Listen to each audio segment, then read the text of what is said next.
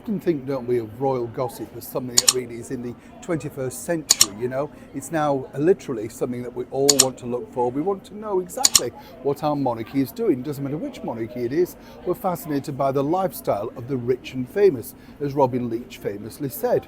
And what's even more interesting is you, as I say, think of it as something as a sort of 21st century phenomenon. Even more so simply because now royals actually do act. And we're not saying all of them, of course, but you know the ones I mean. And they turn it into a soap opera which really people can't get enough of because, of course, again, it's about rich people wanting more and feeling aggrieved and feeling sort of hard done by. Well, the rest of us, of course, would love to live in that life. But when you think about it also, in this particular climate, you kind of think of people that you see on your TV screen, ex-royal workers, ex-servants that are now dishing the dirt, as it were, about what life was like working inside the British monarchy. And you would think, of course, with an NDA, that's a non-disclosure agreement, simply they wouldn't be allowed to. Well, nothing is new. Even way back in the 1940s, this guy called Harry the Mole literally slipped up. And there was all thanks to the royal family and Scotland Yard. As ever, let me explain. Hi, morning, lovely to see you today. Thank you so much as ever for your time. Yes, we're literally waiting. As you can see, we're waiting for our tube. My tube apparently is not in service.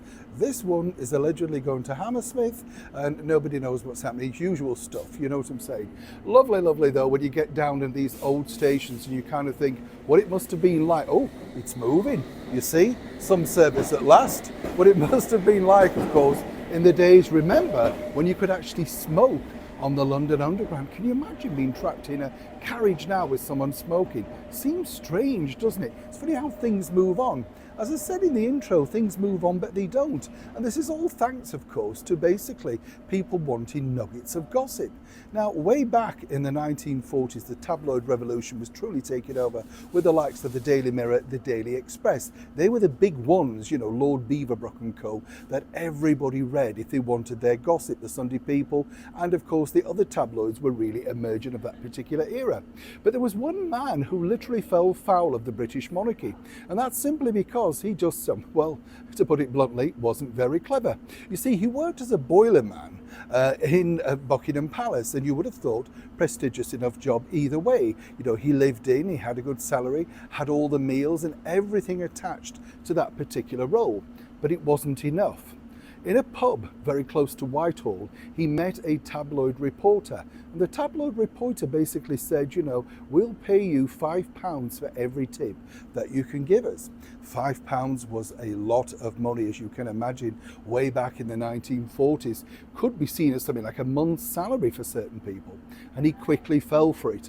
None more so than when, of course, he started to give quite a few tidbits which alerted the British monarchy as to where is it coming from. They couldn't quite work out where this gossip was coming from. It got even more interesting because as the engagement, of course, of the Princess Elizabeth to Prince Philip, or the Duke of Edinburgh, whatever we called him at that particular point, was imminent, certain things were coming out, and certain things really were coming out at a very fast rate. The boilerman, you see, had access to many different areas underground of Buckingham Palace and was able to pick up notes and tidbits and stuff like that. And he would meet this certain reporter at this particular pub in Whitehall. But what happened was he got greedy. And the reason why he got greedy was quite simple. He started to have a better lifestyle. He started to have better clothes, things like that. He had nights at the theatre. He started to splash the cash, as they say. And of course, people around him noticed. But more importantly, he was a little bit stupid because he started to go everywhere by cab. And even the cab drivers noted, the black cab drivers, that they were picking up a servant from, of course, outside Buckingham Palace on a regular basis. You see how this works now. Now, what happened was simply this. He gave one tidbit too far, and this was about the royal coach having 7 hot water bottles placed on the ground inside of it so that the royal family wouldn't feel the cold on that November day.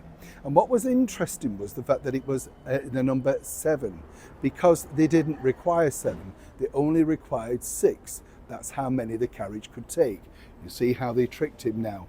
And what happened also, they called in the experts at Scotland Yard, and Harry the Mole, as he was affectionately known, literally fell foul of his own success because he actually got in the cab that was driven secretly by a member of Scotland Yard.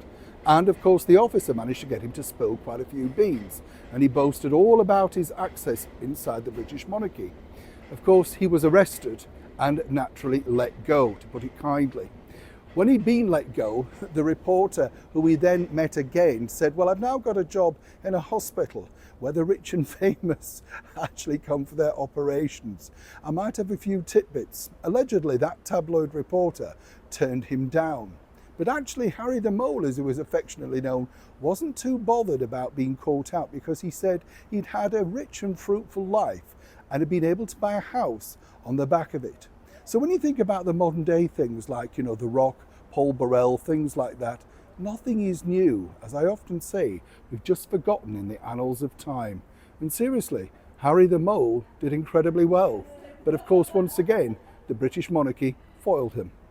Neil Sean, Edgware Road, London.